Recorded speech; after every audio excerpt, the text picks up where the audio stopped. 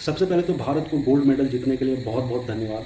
और नीरज चोपड़ा की जो मेहनत है वो रंग लाई। नीरज चोपड़ा ने भारत को इंडिविजुअली फील्ड में दूसरा मेडल जिताया है अभिनव बिंद्रा के बाद।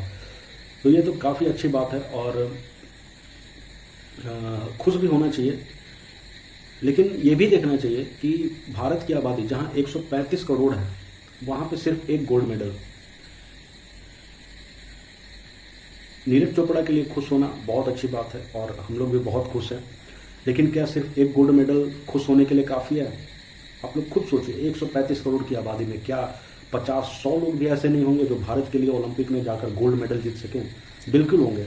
और 100 क्या 1 लाख से ऊपर लोग होंगे, ज़्यादा भी होंगे। लेकिन क्यों खिलाड़ी ओलंपिक तक पहुंच नहीं पाते हैं? अगर पहुंच पाते हैं तो वो क्यों मेडल नहीं जीत पाते हैं?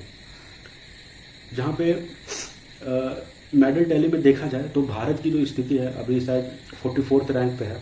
और भारत से ऊपर कई सारे बहुत छोटे छोटे गरीब देश भी हैं, जमैका, केनिया, ये सब भी भारत से अभी ऊपर है।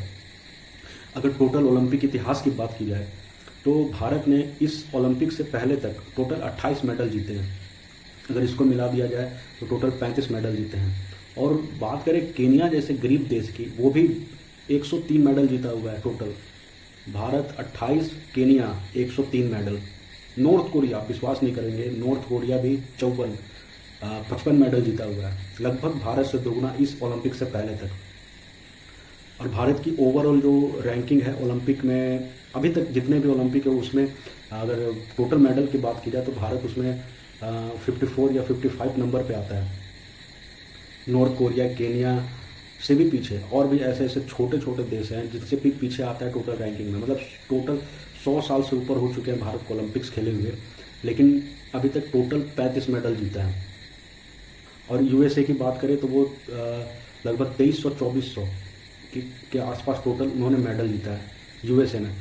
तो यहाँ पे बात आती है कि 135 करोड़ आबादी होने के बावजूद भारत इतनी ओलंपिक्स में पीछे क्यों रह जाता है? तो इसके पीछे की सबसे मुख्य वजह, और कई सारी वजह हैं उस पर हम लोग बात करेंगे। तो सबसे पहली जो मुख्य वजह मुझे लगती है वो गवर्नमेंट पॉलिसी है।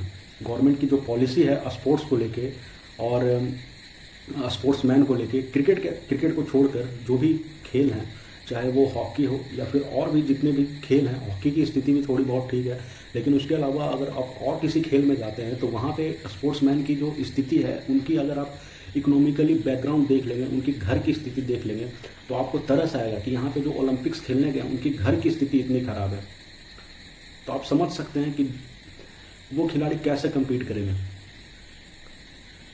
जो भी खिलाड़ी हैं क्रिकेट को छोड़कर वो अपने दम पे आगे बढ़ता है, वो अपने खेतों में, अपने गांव के फील्ड में जैसे तैसे अपना जुगाड़ करके प्रैक्टिस करता है और आगे बढ़ता है।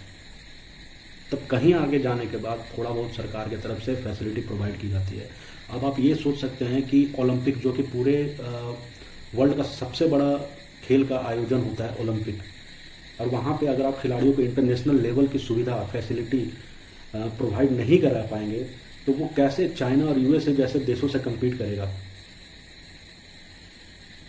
अगर उनके जैसा 1% भी अगर फैसिलिटी प्रोवाइड कराया जाए हमारे खिलाड़ियों को तो ये लोग उनको काफ़ी पीछे छोड़ सकते हैं। तो सबसे जो पहली बात है वो तो हो गई गवर्नमेंट पॉलिसी की, वो स्पोर्ट्समैन पे, क्रिकेट के अलावा यहाँ पे दूसरे खेलों के जो स्पोर्ट्समैन हैं उनको उन पर ध्यान दिया नहीं जाता, उनको फैसिलिटी प्रोवाइड नहीं कराई जाती है। इंटरनेशनल लेवल पे जो फैसिलिटी प्रोवाइड कराई जानी चाहिए, ओलंपिक्स के हिसाब से जो फैसिलिटी प्रोवाइड कराई जानी चाहिए वो नहीं कराई जाती है, उनको प्रोत्साहित नहीं किया जाता है। क्योंकि भारत में जो है सो क्रिकेट है, उसके अलावा लोग देखते भी नहीं हैं और सरकार उसको प्रमोट करती भी नहीं है।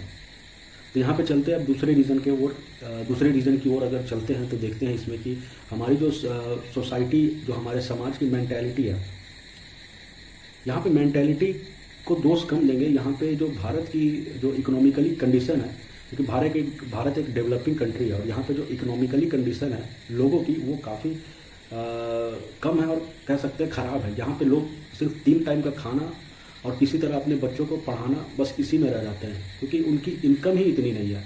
वो क्या खेल पे भेजेंगे? क्योंकि खेल में इंडिया में क्रिकेट के अलावा और किसी खेल में फ्यूचर नहीं होता है। ऐसा देखा जाता है कि लोगों को यही लगता है कि क्रिकेट के अलावा और किसी खेल में फ्यूचर नहीं है, कैरियर नहीं है, क्योंकि अगर बच्चे उनके कोई और खेल को चूज करते हैं तो उनको इकोनॉमिकली काफ़ी दिक्कत आ जाएगी और वो सर्वाइव नहीं कर पाएंगे।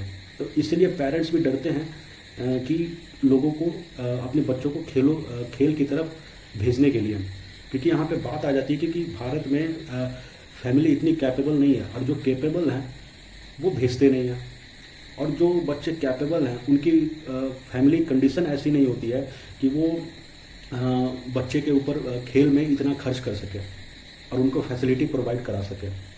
तो लाखों करोड़ों बच्चे तो वहीं पे दब जाते हैं क्योंकि घर से ही निकल नहीं पाते हैं। क्योंकि ज़्यादातर आप देखेंगे कि गरीब जो बच्चे हैं, गरीब घर के हैं, उनमें जो खेल की जो स्पिरिट होती है, खेल के प्रति जो स्पिरिट होती है, उनमें जो लड़ने का जज्बा होता है वो नहीं होता है और किसी में।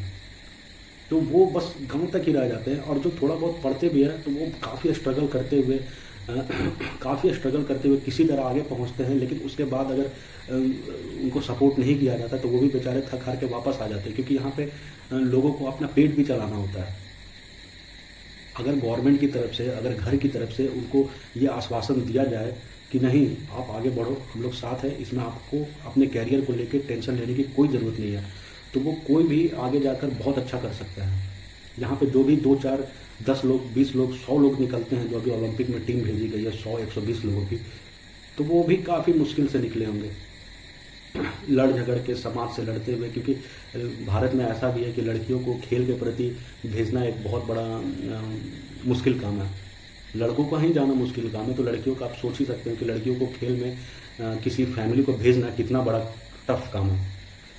तो मुझे लगता है ये 2 मेजर रीजन्स है भारत के ओलंपिक्स में पीछे रहने के, जिसमें भारतीय सरकार का खिलाड़ियों को फैसिलिटी प्रोवाइड ना करा पाना, क्रिकेट को छोड़कर बाकी अन्य खेलों पर ध्यान न देना, खिलाड़ियों को प्रोत्साहित न करना और उनको आश्वासन न दे पाना कि वो उनको फाइनेंशियली स्टेबल रखा जाएगा और उनको फाइनेंशियली कोई दिक्कत नहीं होगी।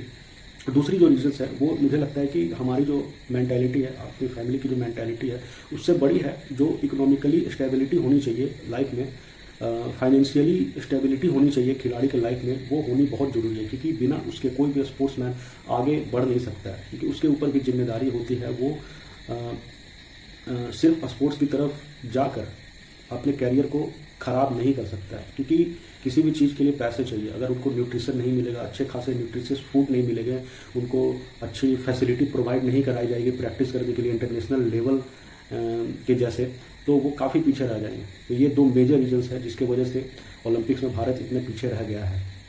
तो उम्मीद करता हूँ कि ये आपको समझ में आया होगा। अगर समझ में आया होगा तो इस वीडियो को शेयर करें और लोगों तक पहुँचाएँ तो ठीक होगा, फ़ायदे में होगा।